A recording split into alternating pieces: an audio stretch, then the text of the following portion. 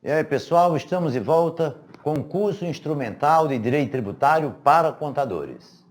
Sejam bem-vindos novamente. Quero repetir que o nosso curso adota uma bibliografia básica, que é o livro de Direito Tributário, Teoria e Prática, escrito pela gente mesmo, da Revista dos Tribunais.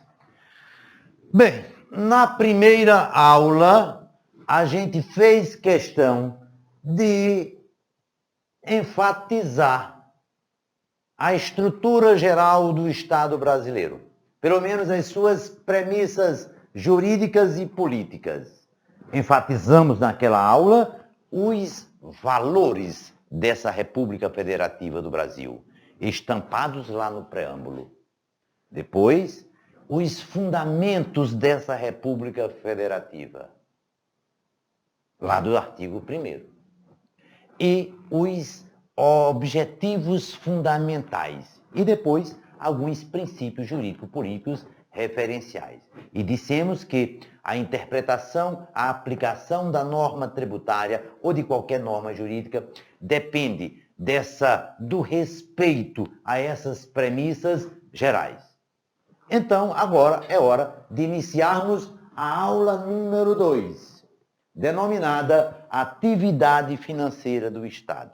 Sim, o Estado quer cumprir aquele desiderato constitucional. Vocês se lembram quais são aqueles objetivos fundamentais da República? Construção de uma sociedade livre, justa e solidária, erradicação da pobreza e da marginalização, etc. Garantir o desenvolvimento nacional. O Estado quer um fim. Quem quer um fim, há de se dar o meio.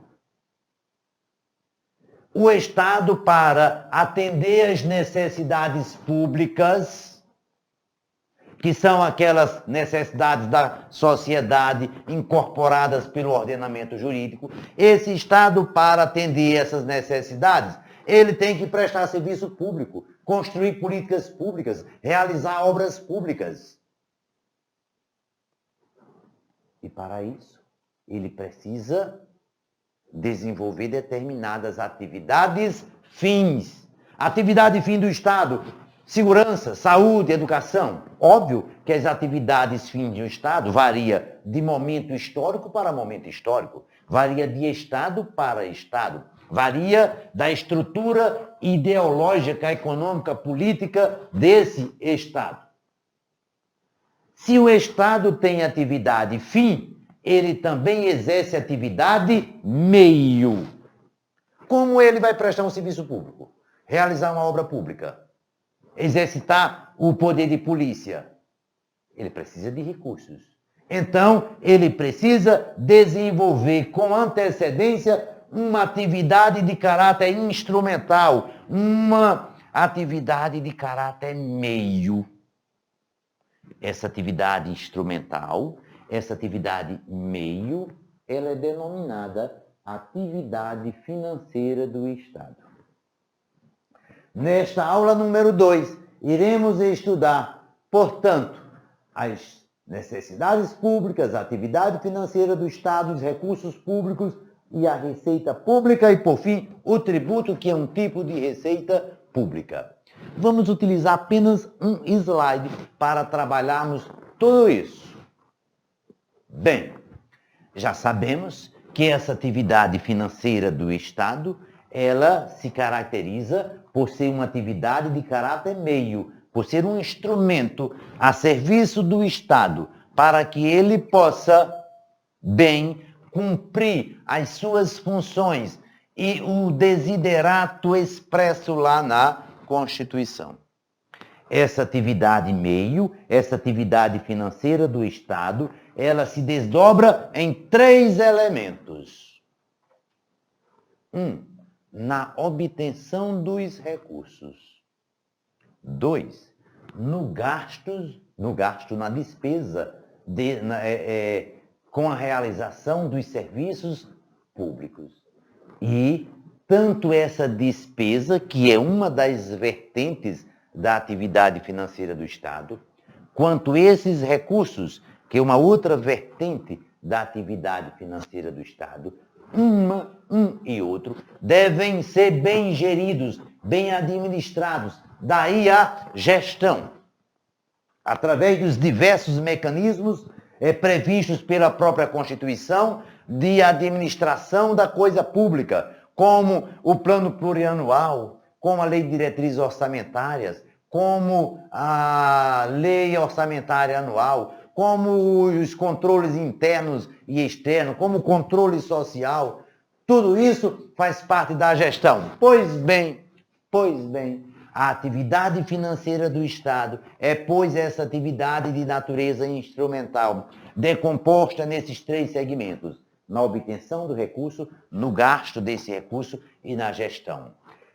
Recursos, gestão e despesa são os elementos estáticos da atividade financeira do Estado. Do ponto de vista dinâmico, a gente pode perceber e imaginar que esses recursos serão aplicados na prestação de serviço público, na realização de obras públicas, atendendo às necessidades da coletividade, da sociedade. E essa sociedade é quem entrega os recursos ao Estado para que ele possa administrar. Eis aí o mecanismo e o complexo dinâmico dessa atividade financeira do Estado.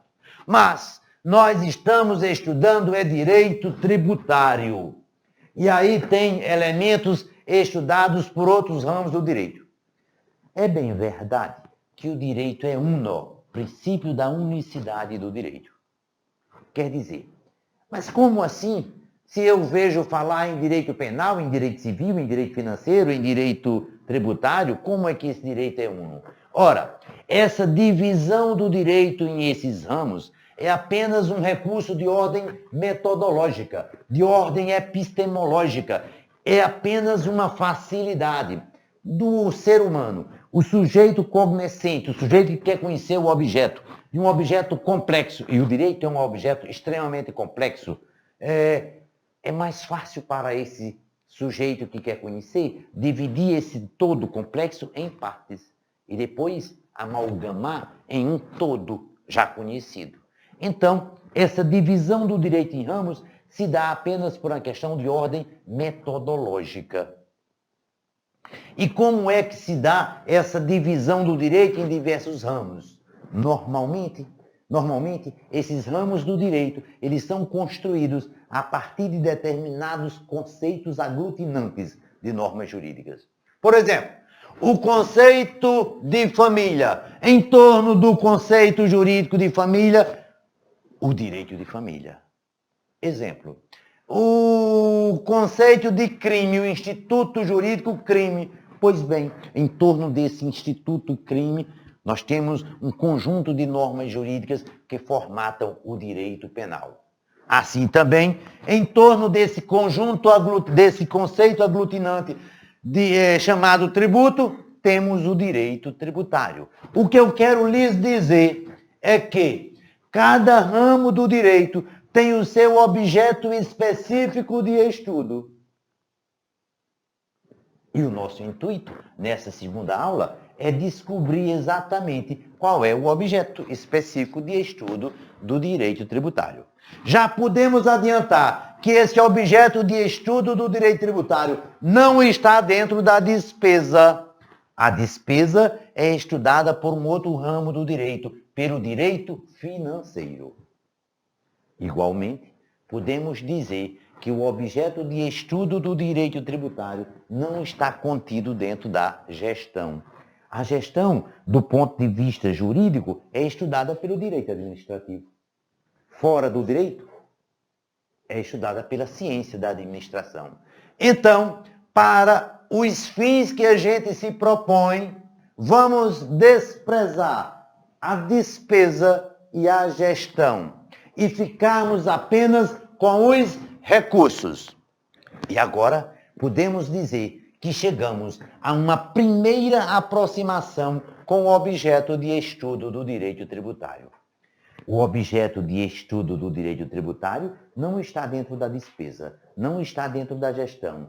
O objeto de estudo do direito tributário está contido dentro dos recursos. Recursos, também chamados de entradas, de ingressos. Todas as coisas, todos os bens, todas as rendas que adentram nos cofres do erário público podem ser chamados de recursos. Mas adentram nos cofres do Estado uma gama e uma miríade de recursos diferenciados, de naturezas distintas.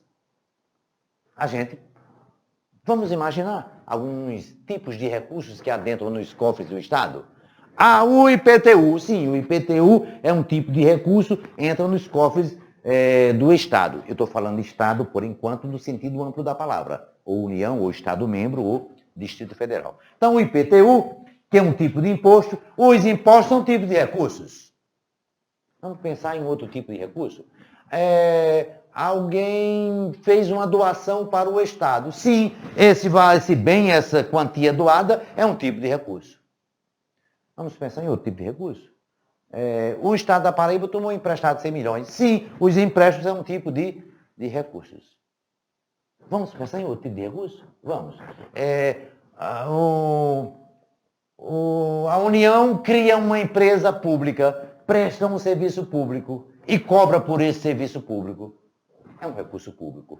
Observem que nós vamos encontrar uma quantidade muito razoável de maneiras diferenciadas de adentrar dinheiro nos cofres do Estado.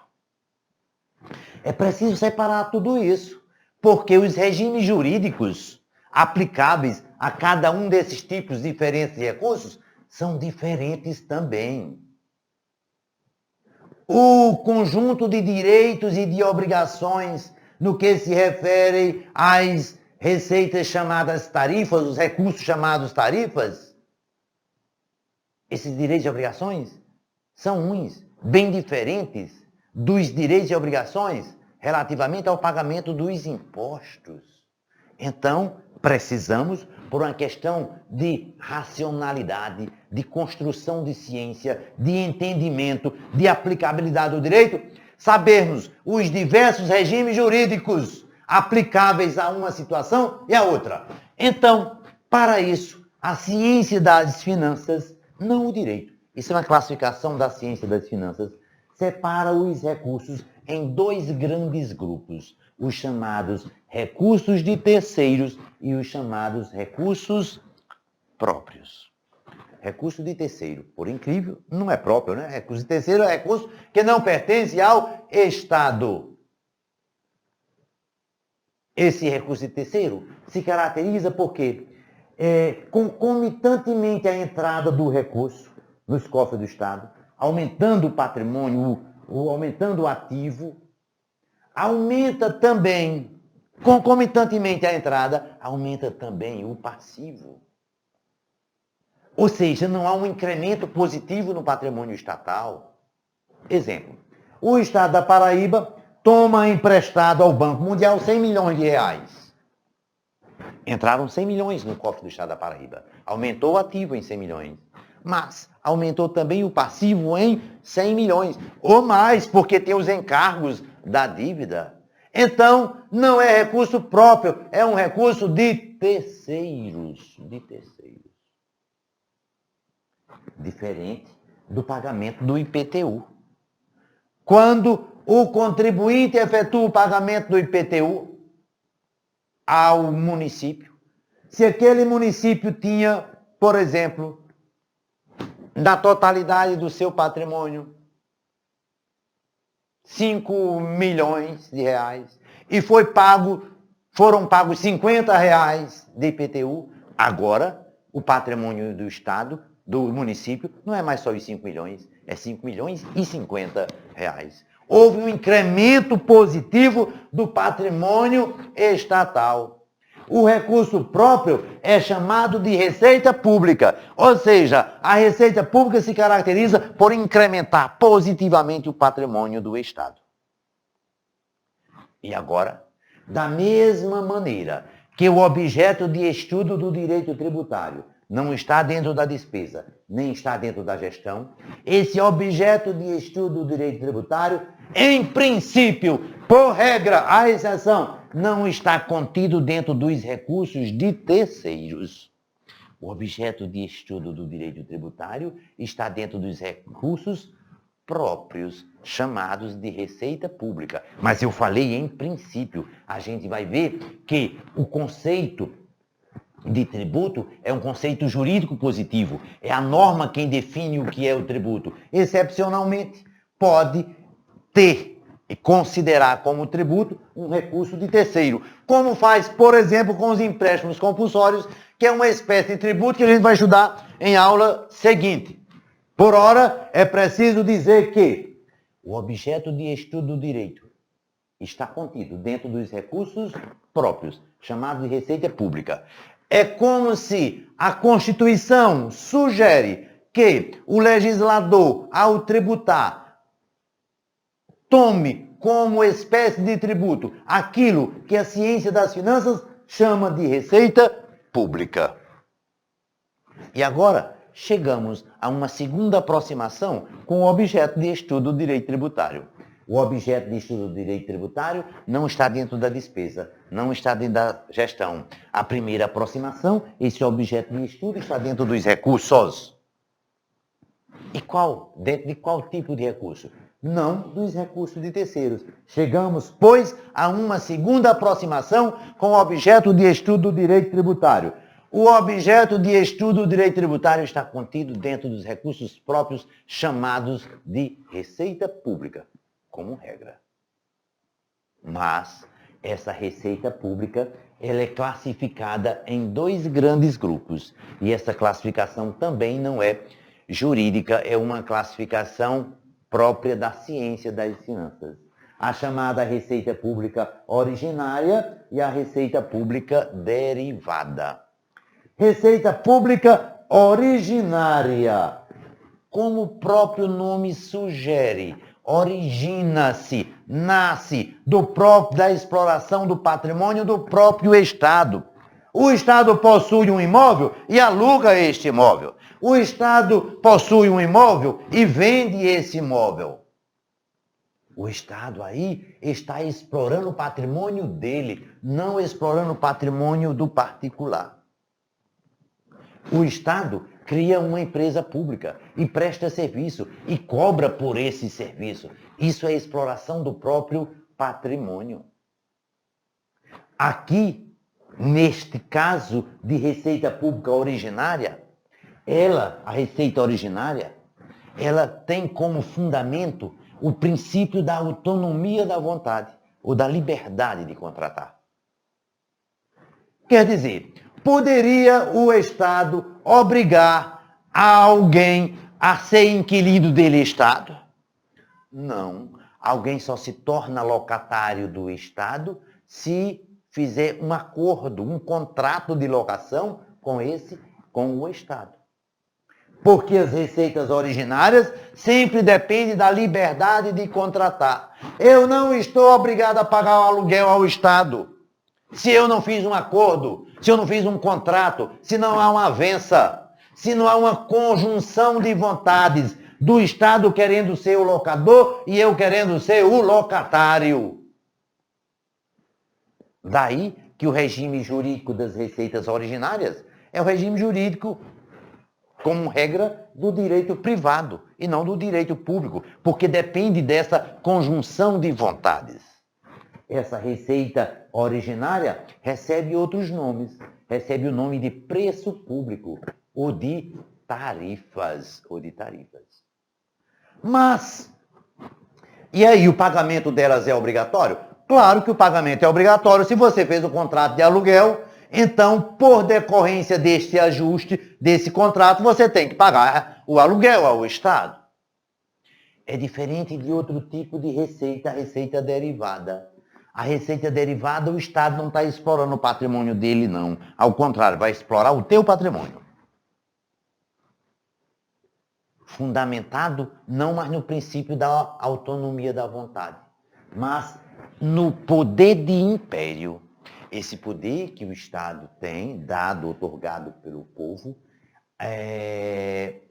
implementado via Constituição, onde o Estado obriga as pessoas que vivem sob o seu manto de jurisdição em entregar a ele, Estado, parte do patrimônio, do seu patrimônio, por uma causa prevista em uma lei. Observe agora que, para o pagamento das receitas derivadas, você não fez acordo, você não fez contrato, não tem avença, não tem conjunção de vontade. Só existe uma vontade, a vontade do Estado. Claro que na obtenção dessa receita derivada, ela não se fundamenta apenas na força bruta, no poder, numa simples relação de poder, porque esse poder ele está burilado, amalgamado dentro de uma normatividade jurídica prevista na Constituição e em leis instituidoras desse tipo de receita derivada.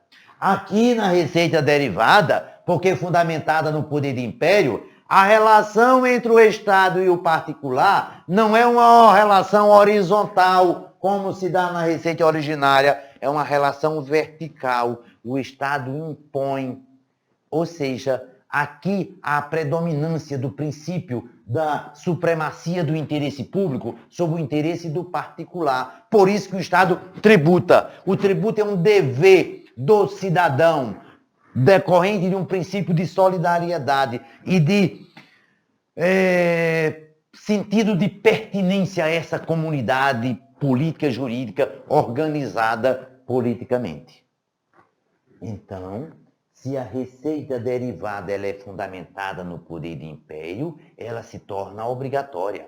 Mas essa obrigatoriedade não decorre de um contrato, como nas receitas originárias.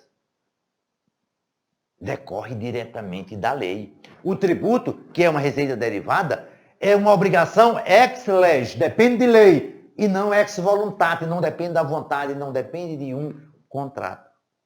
É dizer, toda receita derivada ela é fundamentada no poder de império. Se é fundamentada no poder de império, ela é obrigatória. E essa obrigatoriedade decorre da lei. Mas, se é obrigatória, a gente vai se lembrar do artigo 5º, 2 da Constituição Federal, que diz mais ou menos o seguinte: ninguém está obrigado a fazer ou deixar de fazer alguma coisa, senão em virtude de uma lei. Observe que não se paga tributo porque fez um contrato, porque fez uma avença. Isso é receita originária, é tarifa, é preço público.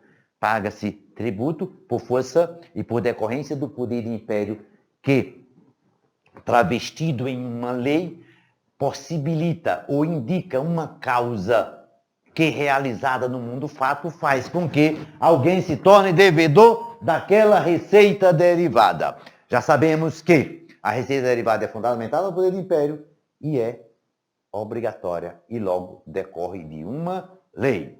E aí, chegamos numa terceira aproximação com o objeto de estudo do direito tributário. Repetindo, o objeto de estudo do direito tributário não está dentro da despesa e não está dentro da gestão.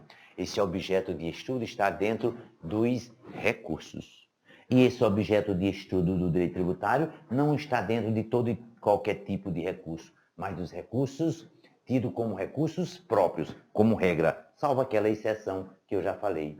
E esse objeto de estudo do direito tributário não está dentro de qualquer tipo de receita pública, apenas dentro da receita pública derivada. E esse objeto de estudo do direito tributário, porque está dentro da receita derivada, é fundamentado no poder de império, obrigatório, criado por lei. E nós podemos citar vários exemplos de receitas públicas derivadas. Vamos lá. Se alguém ultrapassou o sinal vermelho dirigindo, ultrapassou o sinal vermelho, praticou um ato ilícito. E o ordenamento jurídico brasileiro impõe, para quem ultrapassar esse sinal vermelho, impõe uma sanção, uma penalidade pecuniária, uma multa. Multa é receita derivada, fundamentada no poder de império, obrigatória, criada por lei, mas é uma sanção, é uma punição. E se alguém viaja para o exterior e entra no Brasil com uma mercadoria proibida de entrar no território nacional, em sendo pego pelo fisco ou pela Polícia Federal, ele pode alegar e querer pagar o imposto de importação e demais tributos incidentes sobre essa importação? Não, porque a sanção, a consequência jurídica para essa importação de mercadoria que não pode entrar no Brasil, não é pagamento de tributo, é uma sanção, é o perdimento dessa mercadoria. Não adianta você querer pagar o tributo, não tem como. Você vai perder a mercadoria. Então, a multa e o perdimento são receitas públicas derivadas, fundamentadas no poder do império, criadas por lei, pagamento obrigatório. Mas são penalidades, mas são sanções. Ou, se alguém planta maconha lá na propriedade, qual é a consequência jurídica prevista pelo ordenamento jurídico brasileiro? Expropriação da propriedade. Ou seja, aí também estamos diante de uma receita derivada, fundamentada no poder do império, criada por lei, obrigatório e é uma sanção. Sabe qual é outro exemplo de receita derivada? É o tributo. E esse não é uma sanção. Não se paga o IPTU, o ICMS, o IPI, o imposto de renda, porque se praticou um ato ilícito. A razão é outra. O dever de solidariedade, o dever fundamental de contribuição com o ônus para que esse Estado, onde ele pertence ou está, possa desenvolver o seu e realizar o seu desiderato constitucional. Observem, pois, que nós já temos aí elementos teóricos que facilitam a construção de um conceito de tributo. Já sabemos que o tributo é um tipo de recurso. Um tipo de recurso próprio. Recurso próprio é a chamada receita pública, como regra. E que esse tributo é uma receita pública do tipo receita derivada, fundamentada no poder do império, criada por lei, obrigatório, e que não constitui uma penalidade, e que não constitui uma sanção. São esses elementos teóricos que vão fornecer o entendimento melhor do conceito legal de tributo. E qual é o conceito legal de tributo? Só direi na próxima aula.